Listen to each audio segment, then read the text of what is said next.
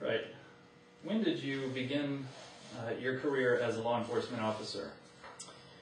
Back in 1989 or 90, I was a full-time student, and always somewhere in the back of my mind, I always wanted to be in law enforcement. So I guess I thought I could have my cake and eat it too, because I was going to school for air conditioning and refrigeration, which I enjoyed. And I signed on right here in Bossier City with the Bossier City Reserves. And I got into policing, and when I wasn't at school full-time or at my part-time job, I was over here patrolling the streets of Bossier City, and it got to the point that, holy mackerel, I like this job, and I can get paid to do it too. So at the time, Bossier City wasn't hiring in the late 80s, and so there was a captain on the Bossier City Police Department by the name of Jackie Stinson who got me my first shot. He called over to the McConnell Sheriff's office, and he had a personal friend there, and they, make a long story short, they hired me. So that was my very first, I started off my career. Okay. How long have you served as a police officer? From then until, let's see, I resigned from the Bossier Sheriff's office in last year, October 31st of 2010. And why did you leave your career as a law enforcement officer? Well, let me give it to you in stages. I left the Cattle Sheriff's office because I got a taste of the streets, and that's where my heart lies, is on the streets. And so, being with the Sheriff's office, you typically start in the jail. And even though I got some really good experience at the jail, which I would not give up for anything because it taught me how to deal with the criminal mind, I resigned from the Cattle Sheriff's office because I wanted to be on the streets, and it was going to be several more years that I would have to do the work in the jail before I could go to the streets. And so I hired on with the Shreveport Police Department. Spent 14 and a half years there, and the reason I resigned from the Shreveport Police Department is because about 10 years ago, I can still remember where it happened. I was driving north on Airline Drive, had just left the city limits, headed home, and I just basically got this idea came to mind that I wanted to be the next sheriff of Bossier Parish. And I knew that if I was going to be the sheriff of Bossier Parish, I was going to have to make a transition from the Shreveport Police Department to the Bossier Sheriff's office so I could know the problems within the parish and the problems within the department.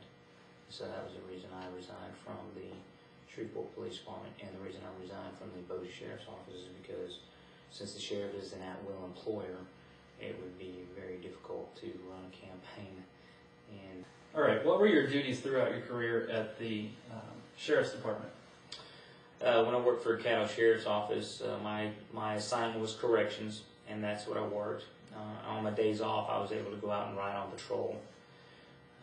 And when I went to work for the Shreveport Police Department, I worked patrol. I started off as a patrol officer. I was assigned to MLK and Allendale in the city of Shreveport.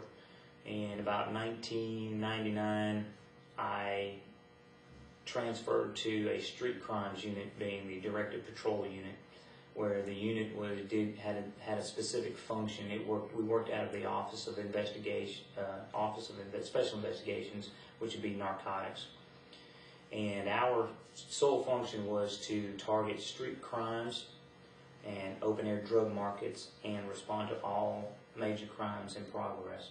We also we mirrored the tactical unit, which would be the SRT unit there at the Shreveport Police Department. We held the perimeter while they made entry and took care of no-knock search warrants, narcotic warrants. We were disbanded because of one of our unit members was forced to use lethal force in the line of duty. They made contact with an individual on a street corner. He pulled a gun, and one of the members had to use lethal force against him to neutralize the threat. We were disbanded after that because the ministers at that time were very vocal on how the police department should be run. And then I went back to the streets for a short term, and then was selected for another street crimes unit that was implemented, being the major crimes unit. Basically had the same functions as the directed patrol unit. We addressed crimes in progress along with narcotics, open air narcotics and things of that nature. I did 3 years there and went back to the streets for another short term, and then was selected for a position in the robbery homicide unit as being a detective. Spent 6 years there working robberies, homicides, and any other type of felony that one human being can inflict on another. Got a lot of exposure there in reference to violent crimes. And then I started processing while I was a detective, started processing with the Bossier Sheriff's Office. Okay. We're going to shift gears a little bit, talk about budgets. What are some areas of waste and inefficiency you would like to improve in the Bossier Sheriff's Department? Excellent question. When I was at the Bossier Sheriff's Office, I saw a lot of interesting things. There was quite a bit of waste. I found out that that Sheriff Dean's secretary, personal secretary, makes with benefits approximately $114,000 a year. That's way high for the Southern National average. Some other things that I observed in reference to overspending is that there is also a full-time pharmacist on the payroll for the Sheriff's Office, making well over $80,000 a year. I can understand having a full-time nurse to do sick call at the prisons, but I don't understand a full-time $80,000 a year pharmacist. And this pharmacist owns his own pharmacy in Plain Dealing. Every time I've been in that pharmacy, I have talked to him. So if he's part-time, then he's way overpaid. But he is on the budget as making over $80,000 a year, and that's just some things that need to be corrected. What do you see as crime-fighting tools which you would either improve upon or introduce or eliminate from the Sheriff's Department? Well, you probably know that the Sheriff's Office has a tank. I'm all for anti-personnel carriers, but to have a machine gun sitting on top of it, the 50 caliber machine gun, you can't use that anywhere here. Maybe in Bosnia or Afghanistan, but you can't use it here in the United States. It'll go through this building and the next building and the next building. The civil liability is too great for it. Now, there is a certain place where you can use an anti-personnel carrier, which, say, for example, you have some fool goes into a school up in Benton, and the only way to get our personnel from the parking lot up to the front door to deploy our people is with an armored vehicle. I'm all for that. It's one of the things that I saw in the Sheriff's Office that is lacking is the training, way behind in training. I came to the Sheriff's Office with well over 40 specialized schools that I had attended through the Shreveport Police Department, and have traveled to other parts of the nation to take schools. But then I found out why they're so undertrained is because since everything's done on the good old boy system, the rank is given out by the good old boy system. If you learn more than your sergeant, you just now become a threat to your sergeant. So there's a lot of things that I want to change with the Sheriff's Office, especially when it comes to training. Okay. Bossier Sheriff's Academy currently has no physical fitness requirements, only a participation requirement.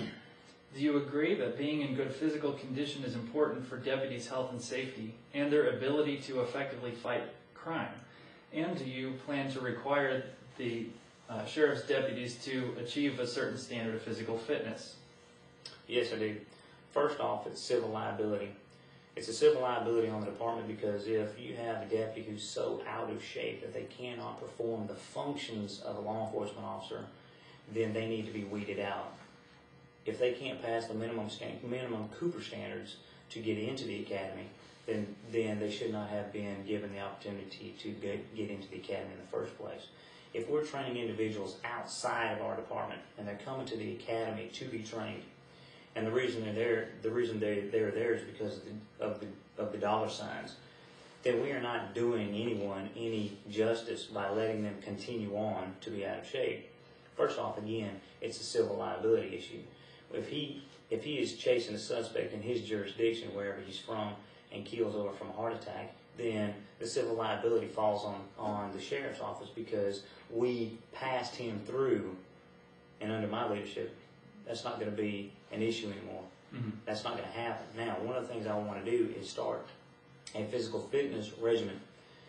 What I want to do is, at the end of every year, give deputies a chance to pass proficiently with their firearms and pass proficiently with their physical fitness standards. If they are able to do that, then they will receive a bonus in their paycheck for Christmas, which I think is a great incentive, and both for the department and for the families during that time. Okay. Explain what Cooper standards are. Cooper standards is the standards that the majority of the state of Louisiana adheres by for physical fitness, especially for which POST is an acronym for Police Officer Standards and Training. You have to meet a minimum standard to be able to get into the academy, which means during the processing for any department you go to, you're going to take a PT test, which requires push-ups, sit-ups, bench press, sit and reach, and mile-and-a-half run. If you fail any of those segments, then you're washed before you ever start. Once you get into the academy, which means you have met the basic minimum standards, if you cannot perform at a level 3 under the Cooper standards, then you're also washed out of the academy. So does the Bossier Sheriff's Academy currently adhere to the Cooper standards? I don't think they do. I can't give you a definite answer on that. Will you have the Bossier Sheriff's Department adhere to the Cooper standards? Most assuredly. Okay. All right, the Sheriff's Department budget has doubled in the last 5 years. Do you plan to continue the same rate of spending? If not, how do you plan to cut spending? The Times reported that the Sheriff's Office went from $15 million to a little over $36 million in about 6 years. The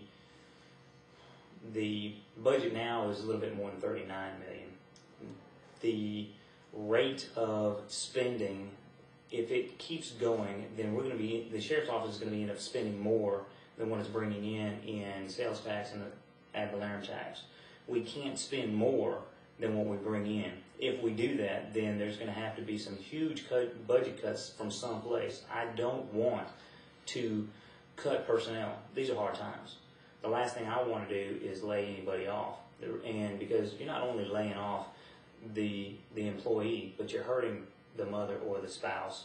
You're hurting the children. You're hurting basically everyone's way of life, especially within the family nucleus. But there are definitely ways to trim the fat that has been acquired up until now. One of them, as we've already talked about, reduce the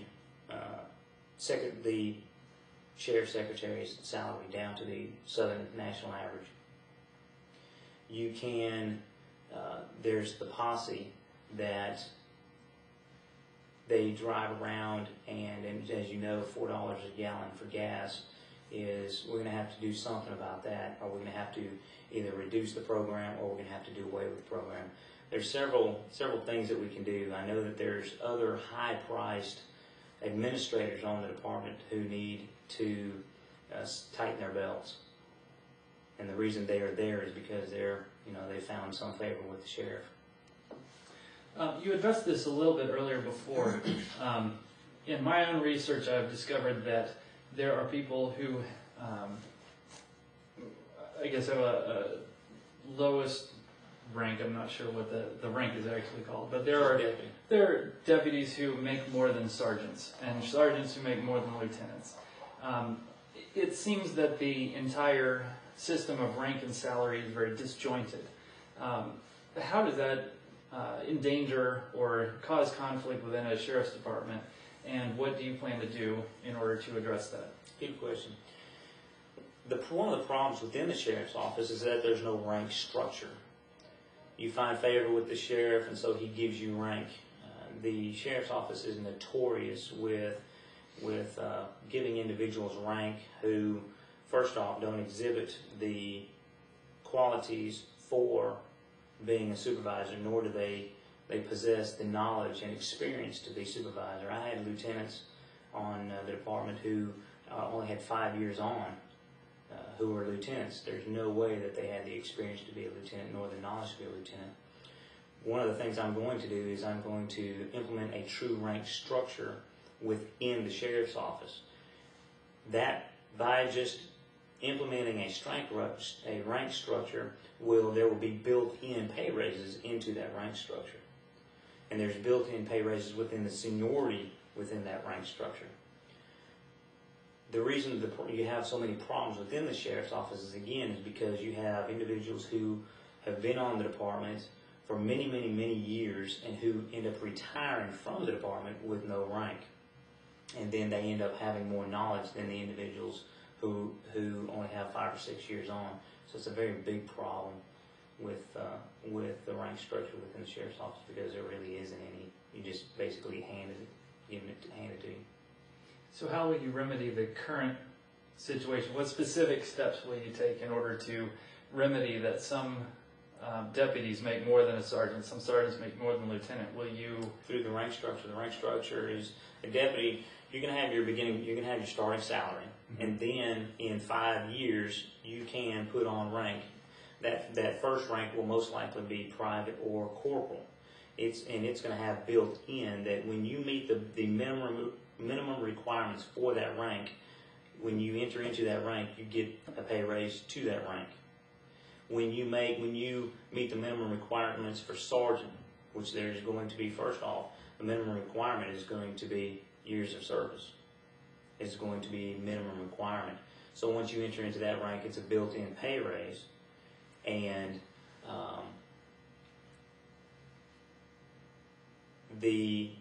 so that's how you take care of the rank. Is that a deputy coming on is not going to make more than a sergeant because of the rank structure. Okay.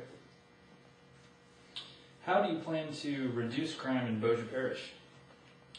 First off, one of the things I want to do with the sheriff's office, a plan I'm going to implement, is by putting more deputies on the streets of Bossier Parish with zero tax burden to the citizens of Bossier Parish. And I can do that because I can utilize the deputies that are out there at the jails.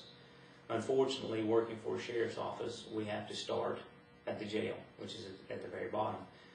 We in law enforcement get into law enforcement because we want to make a difference on the streets, but I can use those deputies by giving them the opportunity by coming out on their days off, riding on their days off with an experienced deputy. Now I've just doubled up the deputies in a car, and it has the potential of doubling up the deputies in the district and also in the whole parish at the same time, just by this plan. I can't look at the budget right now, so I don't know what the budget looks like of being able to compensate these deputies for pay. But I do know this: I can compensate them with what's called compensatory time. It's basically a day off or a vacation day. As it sits right now, the sheriff's office, we have 2 weeks off a year, 2 weeks of vacation a year.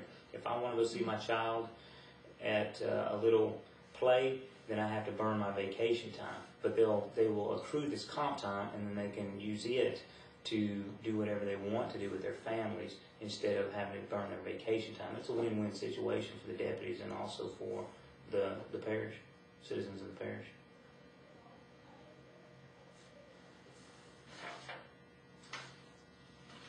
Did you want to ask this? Was that kind of covered? Mike, is there anything that you would do to provide direct logistic support to uniform patrol deputies that would, A, help them be better crime fighters, and B, keep them safer doing their job? Yes, ma'am. Great question. There again, going back a little while ago, I explained that one of the biggest downfalls I saw with the sheriff's office is nobody's trained. You get your training in the academy, and then that's where it basically ends. You constantly have to have more and more training just to keep up with the trends that are changed daily in law enforcement. Right over here in Meridian, Mississippi, there's a Naval Air Station. It's one of the largest law enforcement schools in the whole nation. All you have to do is get your people there. They provide you with food and housing, and some of the schools are 3-day schools, but most of the schools are week-long schools. All you have to do is provide the gasoline and the vehicle to get your people there, and the federal government trains them for free. That's where I got most of all my training. Why would you not want to have your people trained for free? Criminals train every day. Law enforcement, unfortunately, there's a breakdown in the system. It's simple. The more training you have, the better your people are. Do you feel that more patrol deputies need to be on the streets at different times of the day in Bossier Parish? Yes, ma'am. It is a well-known fact that the majority of your heinous crimes or violent crimes or felony crimes are committed not in the morning time, but on evening shift and graveyard shift. You must understand that your criminal stays up at night and sleeps during the day. And when I was at the sheriff's office, I was the only deputy from Highway 160 to Arkansas and from Red River to Webster Parish, 233 square miles. I tripped it one day. I was the only deputy. And that's not a big deal because of my advanced training.